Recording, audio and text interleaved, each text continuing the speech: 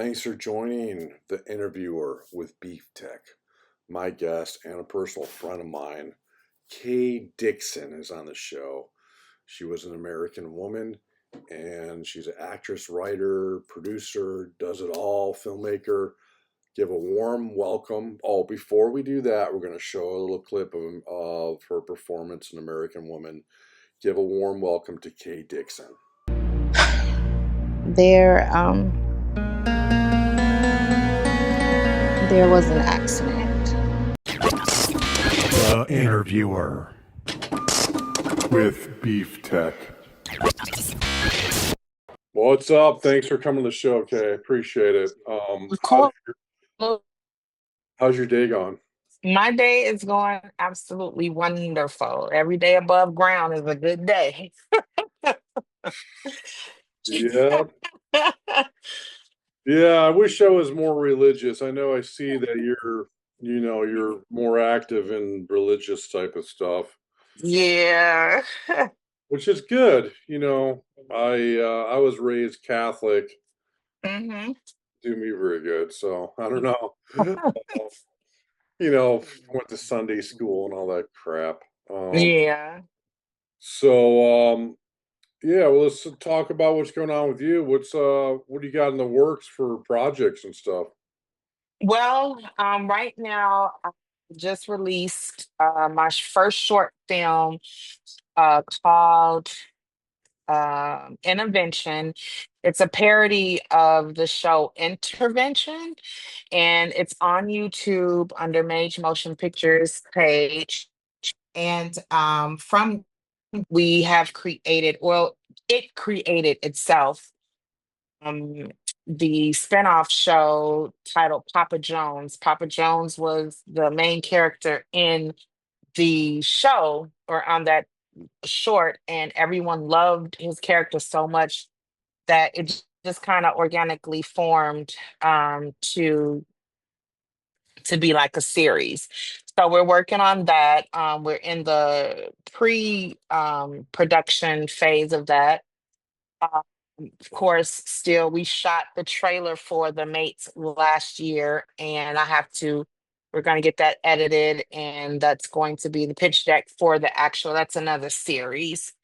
And my first feature will hopefully, well, not hopefully, but my first feature, we're starting to film that um next month actually. So I'm taking my time with that because it Oh, started, thank you. I wrote it as a play, yeah. and I wrote it as a play, and I wrote it a long time ago, and I've been trying to get it off the ground as a play for several years. And for whatever reason, it's like there's a blockage there somewhere. But whenever someone has read the script, they're like, "Yo, this I can totally see this as a movie." And so I promised myself, I wanted to, of course, I wanted to see it as a play. That was kind of my process, book, play, movie, or play movie, whatever, but it does not seem to be going that way. So I decided, you know, I'm just going to shoot it as my first feature. And I told my team, I'm like, I don't care. I'm not first of all, I'm not adapting it from a stage play to a screenplay. So that's not going to happen. But if I have to take it scene by scene by scene and break it down and just film it in that order, I'm not gonna do the normal, breakdown of scenes and stuff like that, and piece it together. I'm just gonna just film it scene by scene, and have the editor edit it scene by scene, and I'm gonna take my time with it, and it'll be my first feature, and put that in. I have a couple of different festivals that I want to submit it to, and I'm going from there. That's all you can do. I mean, sometimes you just got to take the leap. You do, you do, you It's do. very scary because you want to make it as good as you can make it, and you want to do as best you can. And not everyone's going to like the movie that you put out. I mean, it's just well, this is my next question now. What's your process of your writing process? What's the actual nuts and bolts of your process for writing? How do you get it done? Well, I get it done. I have a very interesting life and I have met very interesting people.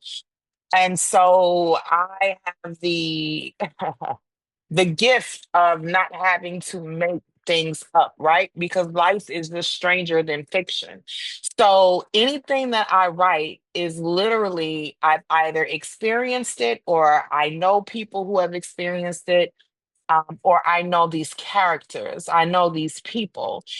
And so I just take what I have experienced or what I see and I write it. And I usually, before I begin to write something, I know if it's a book, I know if it's a series, I know if it's a movie, I know if it's a play. Um, and I just let it go and I write it. The thing about me, my process is I still write everything longhand. Like I can't, the way my brain is wired, it doesn't go straight from my brain to computer. I see. And I try not to use AI. I don't, let me say that I don't use AI for any of my scripts. So Yeah, I literally have to go from here, I go from brain to pen to from brain to pen to computer. And once it's all down, once I have it long written, I mean, yeah, longhand, then I convert it from paper to the screenplay. And the thing about me is that I have to see it first. Like I always know the ending to something before I even start. So if I don't have the ending, I really don't have the beginning. well, And the middle parts, I kind of just fill in like, because it's 9 out of 10 times a true story, just a little bit of fluff. But I really don't have to add too much fluff because the story itself is so interesting.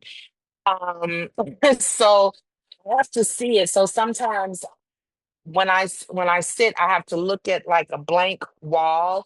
I have several in my studio, my home studio, my home workspace. Um, I have a wall, like, I have pictures and stuff, but then there's one specific wall that I call my writer's wall. And I have to sit there and look at it, and it's blank. And I see it however it's gonna be. So if it's a movie, I actually see it from beginning to end. And that kind of takes a toll on my brain because it's like a download, it's like something downloading, like you downloading something and on your computer. So if my brain is the computer, it's a download, and sometimes it can take me out. It can make me weak at times, but that's my process. And I can write for so long that I have to step away well, from it, back I up think off of it. whatever works for the writer, and because I know that that's kind of a the ending thing is I hear a lot of other writers talking about they're doing the ending first. So I mean, I guess that works for a lot of people, and everyone has their different methods. I mean, it does seem a little chaotic the way that the right hand write it by hand, but if that works for you, you could always go down the beach. I've been watching Baywatch for like 3 days now. Yeah. Like that's awesome. They're running down. Yeah. I love Baywatch. Yeah. What's funny about Baywatch is it's like you look at the scripts and if you want to learn how to make a movie, you watch Baywatch. I'm not even kidding. Yeah. Because it's like they just do everything to the extreme, like the bad Mm-hmm. Mm-hmm. bad music and like and they use like and then if it doesn't work, then they just do a music video. If that doesn't work, then they show some naked, half naked girl running around. But Yeah. my point is though, everyone has their different systems. Yeah, so you do some acting too, right? Yes, sir. And Acting is my first love. I started acting. So I didn't even know that I was a writer until about 2007. But really in high school, well, I didn't consider myself a writer in high school, but I should have known. I started writing little scenes when I was in high school, and I didn't know until recently that what I was doing was called scripting. So I would take a scenario. Let's say my boyfriend and I had a fight, or there was a guy that I liked and I wanted us to, get together and whatever. As opposed to if it wasn't doing it in real life, I would write it out. And I have no formal education on screenwriting. I have no formal education on stage plays, but I am a smart person and I learn by osmosis. So I I, can look at a script. I'm going to interject one brief second about the no formal, but I've heard from people that work in the industry, these scripts that they have are just mangled up, like on real productions. The perfect script is not there. Anyway, go ahead. Sorry to interrupt. Yeah, yeah. But but I knew that I knew how to write a stage play because I started out acting in plays. So I knew the different formats. And then my mom is an English teacher. So I knew the different formats of stage plays. And then when I attended AFI, which is the number one film school in America. I attended AFI in Los Angeles, California, and that's when I saw like what an actual screenplay looks like, and the I learned the different. That's when I was introduced to um the different writing softwares. But when I wrote my first play in 2007, I wrote that longhand. I wrote that longhand as well. And then I wrote that on Word. And Yeah, it worked because it took a long time because I didn't know anything about, Celtics or any other writer software. So, but once I went to AFI and started being around more professional filmmakers, student filmmakers, that's when I saw a screenplay and I started knowing the different scenes and whatever. And then I discovered Celtics and, the writer software lets you just go for it that way. So when I say I have no formal education, meaning I have not taken a writer's course or I yeah, haven't taken a screenplay course. I yeah, just I just know how to do it. yeah, yeah, And actually my discipline at AFI was producing. So it wasn't a screenplay. Even though I'm a writer, like the writing part is easy for me. Like I'm a human think tank. I have a million and two ideas every millisecond. So that's no problem. But producing was what I needed to really learn how to do. yeah, yeah. Well, some of the acting stuff I see that well, it's actually my movie, American Woman. Yeah. And tell me a Ooh, little bit about ooh. your experience with, I mean, you were only on set one day, right? I Or was only there for one day. yeah. Um, Yeah. yeah. So what was your, I mean, it was just tell me your point of view on like how did that go down? So I am when it comes to set, when it comes to filming, I am a film snob.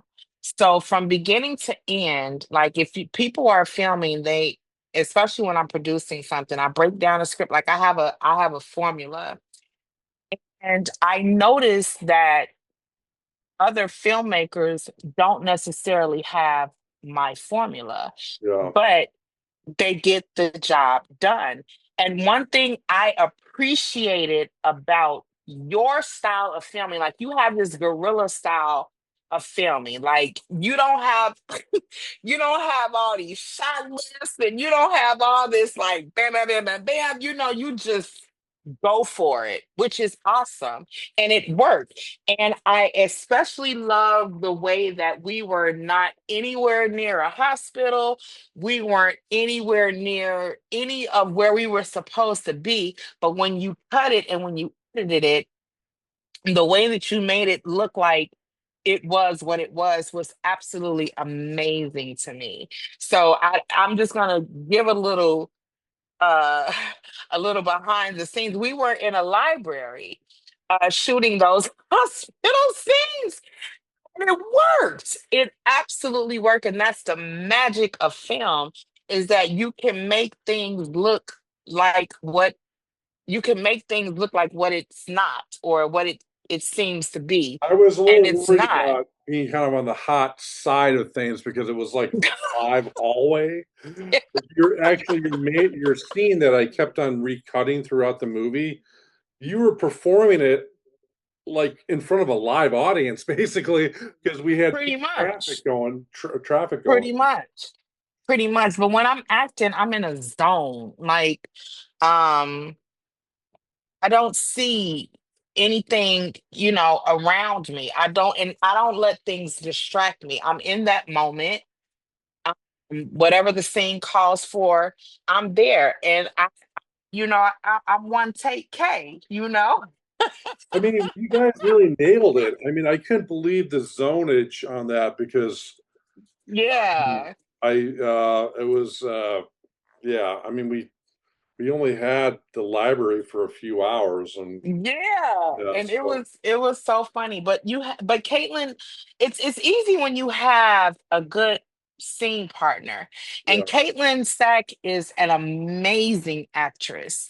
Um, she's good, and when you can feed off of one another, um, that makes all of the difference. And I don't know if she has done theater before, but when you have done theater before, you have to be, and I think the two best actors or actresses are those who do soap operas and those who do stage plays, because soap opera actors, they never knew what was going on. They got their script that morning and they had to go with it, and they never knew what was going to happen in the story. And stage play, on the stage, the magic of theater is that anything that can happen will happen. And if you are a good enough actor or actress, you can manipulate the scene. And if your scene partner, if when you and your scene partner are one, man, it's an amazing process. And I've been on stage. I was in a play one time, and as I had this super stupid monologue, this super long, stupid monologue, and the lights went out in the entire building. And I kept going. And it was so good that the audience thought that the lights going out was part of the performance, but it wasn't. So, I'm used to performing live in front of people. And it doesn't bother me. I just started this studio stuff recently, but I'm used to, just live performances. I think setting up all the studio stuff is good for certain applications, but if you're trying to like you're going to be shooting your movie, I don't know how you're going to photography, do the photography for it. But I mean, a lot of the expenses is having the gaff crew and the lighting crew and all that. Hmm. It takes so Well, long to set up. my movie is simple. It takes place in a hospital. So it's either the two main characters, um, it's three different locations. One is the main character's home, which I have a home studio. There's that. The second location is either the main characters and her roommate's hospital room, bam, and a day room. So like I was telling you before, there's a particular hospital that I don't know why she didn't connect with you during that time, but I have a hospital. There's an entire eighth floor. Listen to what I'm saying. I think that's so amazing. But there's an entire eighth floor that is empty. And but it's set up as a hospital. I mean, it's not set up as a hospital, it is a hospital. So everything is still there. It's just an empty floor. And so they've given me reins to shoot on that eighth floor, which is gonna be amazing and You want any creepy and money? weird at the same time. You want any money? Or you just getting it for free? Oh, I'm just doing it. I have a relationship with one of the workers there. And when I approached her years ago and she was like, yeah, well, the eighth floor is free. No one's there. Yeah. So, just she's like, just go for it. We're not bothering anybody. My crew, I'm learning to keep things simple. My crew is simple: lights, camera, action. I have a DP. He has three cameras. I have three camera guys. I have light. I have a sound person. I have a gaffer. Mm, For right now, that's pretty much all I need. Now, I Yeah. know that's going to expand. I have actors, I have craft services. We're good. So I'm learning to keep things simple while I am in this phase of my journey. It's easy to get out of control with the budget, I tell you that. I mean, it Oh, gets, yeah. Oh, yeah. Oh, it yeah. just adds Oh, up. yeah. I just did something on Sunday. It was, God, the amount of gear. It took us 5 hours to set it up. I was crazy with the lights and Yeah. it was, I, yeah, the Sunday school commercial that I just shot, yeah, that was a three-page script. And it took us from 9 a.m. to like 1:30, 2 o'clock to do a three-page script. yeah, yeah. So it just takes time. So that's why I said that I would shoot scene by scene by scene for the feature. Because I don't want to wear people out. My budget is small. I don't have all day personally. And I'm very conscious of people's time because when you're not paying people, you have to compensate other ways. So I'm not gonna have you here all day, not pay you, not feed you, not you know what I'm saying? Gotta keep those shoots to the quickest you could do it. I mean, because Yeah. Yeah. Without I it was being rushed. I Yeah, was without it I was being on the rushed. same over the weekend. I was we were there 18 hours and I didn't get paid for it. So Mm, felt a little pissed, but then I could realize things just weren't locking on. But when I like to keep it at 5 hours personally at the most. the Sometimes most. yeah, Yeah, at the most. And I set I have an allotted time for 8 hours, but I know, like I told my cast for the Sunday school commercial, I said I'm allotting 8 hours, so from 8 to 4. But I in my head I knew that I was gonna be done around 1:30, and that's what I told them, and that's what I delivered to them, and they were like, "Whoa!" We had lunch and everything was cool. yeah. So yeah. If you do it for 5, then you don't have to have catering. Just get some chips. That's why I like 5.